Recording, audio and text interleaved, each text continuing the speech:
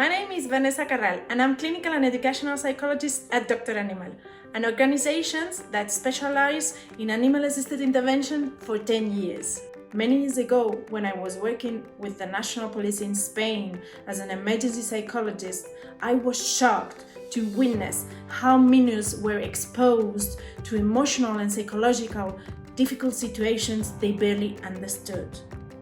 Police stations and courthouses are spaces built by adults for adults, where minors and victims become invisible.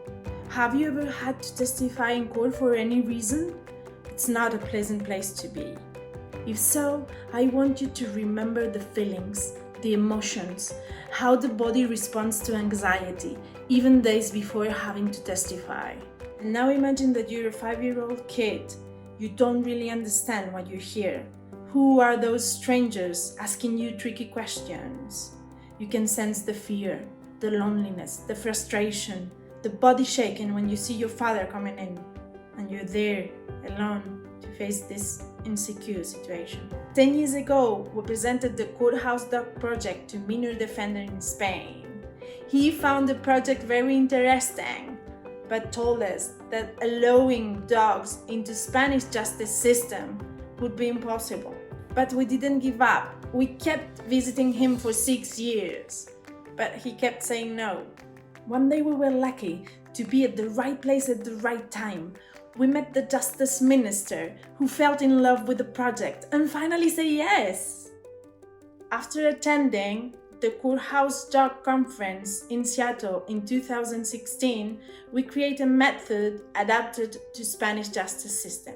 We decided to conduct a research program that we ran over a period of 3 years.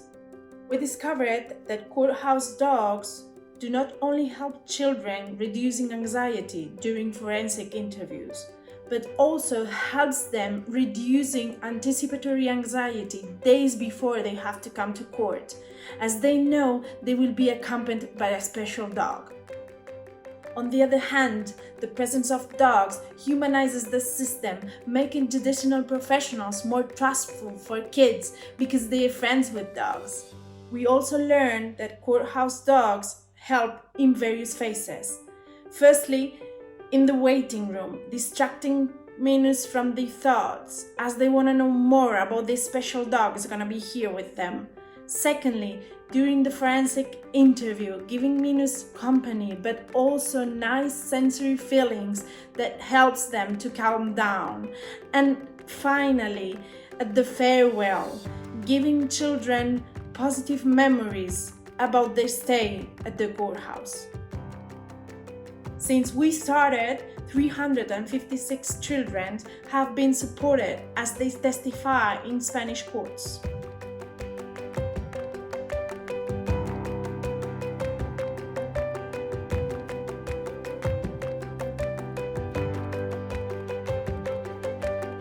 We have also noted that CourtHouse dogs help children with autism and Asperger's syndrome.